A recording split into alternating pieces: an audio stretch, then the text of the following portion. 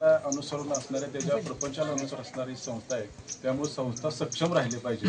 त्याच्या वेगवेगळ्या प्रकारचे वेगवेगळे असे विधान होत गेली तरीसुद्धा आपल्याला येणाऱ्या 5 तारखेच्या निवडणुकीमध्ये आपल्याला दादांच्या मार्गदर्शनाची पॅनल आहे, त्या पॅनलला चांगल्या भरघोस मताने निवडून गेलं पाहिजे असं मी सर्वांच्या आणि गावच्या वतीनं सर्वांच्या सभासदांच्या वतीनं मी विनंती करतो, शुभेच्छा देतो आणि थांबतो।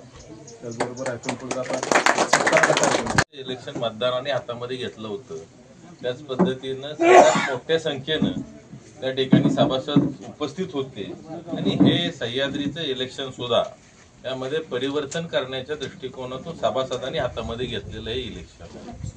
त्यामुळं यावेळेला सुद्धा जसं मोठ्या फरकानं आपण विधानसभा जिंकली त्याच पद्धतीनं सह्याद्रीमध्ये परिवर्तन 100% होईल अशी मला खात्री आहे आणि चांगल्या फरकानं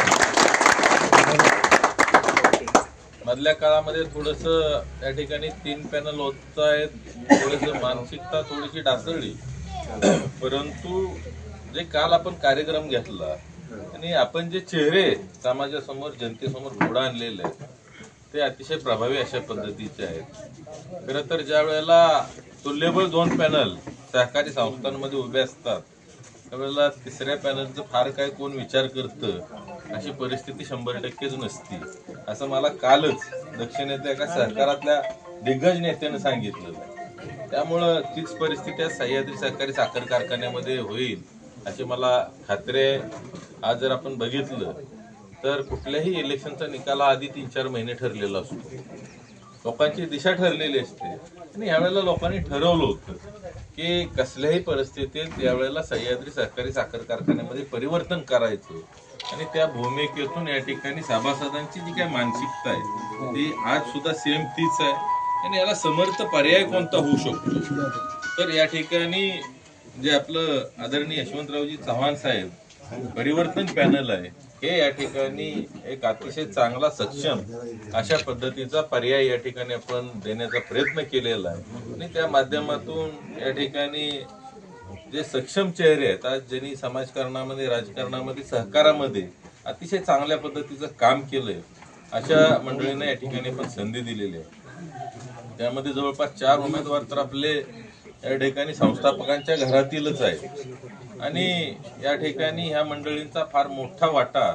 सह्याद्रीच्या उभारणीमध्ये या संस्थापक मंडळींचा होता आणि पुढच्या काळामध्ये ह्यांनी बरोबर एक करत करत या संस्थापकांना हळूहळू बाजूला करत स्वतः त्या ठिकाणी मालक झाले। परंतु पुन्हा एकदा 50 वर्षानंतर या ठिकाणी वेळ आली, पृथ्वी गोल आहे त्यामुळे प्रत्येकाचा नंबर येत असतो, त्यामुळं पुन्हा एकदा या ठिकाणी संस्थापकांच्या घरातील जी काय त्यांची वंशज मंडळी आहेत त्यांना बरोबर घेऊन या ठिकाणी पुन्हा एकदा या सह्याद्री सहकारी साखर कारखान्यामध्ये त्यांना सुद्धा एक मानाचं स्थान देण्याचं भूमिका आम्ही या ठिकाणी या पॅनलच्या माध्यमातून घेतलेली आहे। आज बऱ्याच साक्षीला आहे मगाशी आमचे नातेवाईक आहेत जवळचे सुनील पाटील पंचायत समिती माजी सदस्य त्यांना सांगितलं मी सविस्तर सांगण्यापेक्षा राजू काकांची आपली एकदा घाट घ्या म्हणजे तुमच्या मनात काय जर काय शंका असतील तर त्या शंका 100% निघून जाईल। आपण जवळपास 8-9 सीट्स त्यांना या ठिकाणी म्हटलं होतं की तुम्ही घ्या, पण आपल्याला कुठंतरी सर्वसामान्य आज सभासदांचंच नाही तर सह्याद्रीमध्ये परिवर्तन झालं। आज या ठिकाणी आमदारकीला परिवर्तन झालेलं आहे आणि आता जी वेळ आहे ती जर सह्याद्रीत परिवर्तन झालं तर तळागाळातल्या कार्यकर्त्यापासून वरपर्यंत सगळ्या गोष्टी मध्ये इथं सर्वसामान्य कार्यकर्त्याला स्ट्रगल करावं लागणार नाही।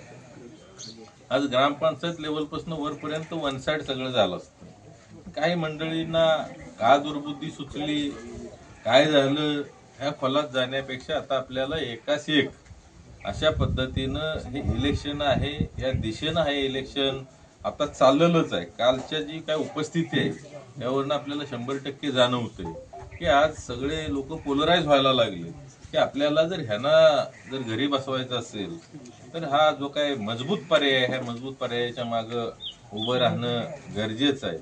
फळीमधील जी काय मंडळी आहेत त्यांना आपल्याला 100% सामावून घ्यायचे आहे। या ठिकाणी चांगल्या विचाराची माणसं चांगल्या विचाराची पार्टी चांगल्या विचाराची बेरीज आपल्याला या ठिकाणी करायची आहे। आज या ठिकाणी विधानसभेला जर बदल घडल्यानंतर 3-4 महिन्यामध्ये यांच्याच्याने जे 25 वर्षामध्ये झालं नाही ते करण्याचा आपण प्रयत्न केलेला आहे. त्याच पद्धतीनं उद्या येणाऱ्या ह्या सह्याद्री सहकारी साखर कारखाना सुद्धा एक देशामधील अग्रगण्य संस्था असेल अशा पद्धतीचं त्या ठिकाणी टेक्नॉलॉजी असेल, त्या ठिकाणी सभासदांचे विषय असतील, या ठिकाणी कामगारांचे विषय असतील, 100% आपल्याला या ठिकाणी मार्गी लावायचे.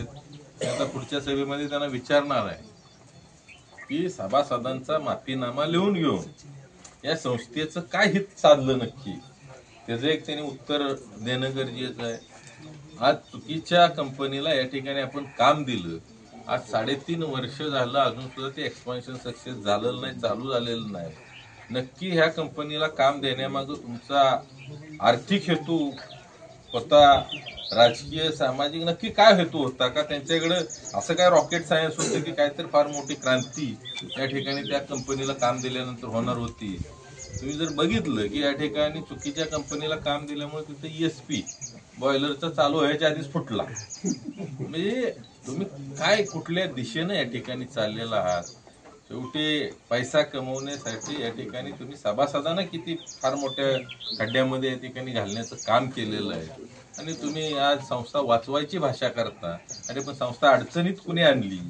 आज एवढं 500 कोटीचं कर्ज कोणी केलं? या प्रश्नांची पहिल्यांदा तुम्हाला सभासदांना उत्तरं द्यावी लागतील आणि ही उत्तर आम्ही 100% तुम्हाला विचारणार आहे. तर त्याची उत्तरं देण्याची तुम्ही तयारी ठेवा. उगीच काहीतरी तासभर गुराळ करताय. तुम्ही सांगा ना तासाभरात की मी 25 वर्षात अमुक केलं तमुक केलं की तिथं माझं कायमस्वरूपी नाव लागेल. अशा पद्धतीचं काय तुम्ही 25 वर्षामध्ये दिवे लावले? आज सह्याद्री साखर कारखान्यामध्ये काय दिवे लावले 50 वर्षात? ह्याचं तुम्ही सांगा. उगीच इथनं टर्बाईन आणलं, तिथंही केलं, पैसे दिल्यावर सगळं मिळतं, काय मिळत नाही असं नाही. त्यामुळं या ठिकाणी जे काय आपलं ह्या 50 वर्षाच्या कारभारामध्ये अलीकडे तुम्ही कधी 25 वर्ष असाल चेअरमन, तेवढाच आम्हाला हिशेब द्या आणि नाहीतर तुमचा हिशेब 100% सभासद या ठिकाणी करणार आहेत आणि करतील अशी या ठिकाणी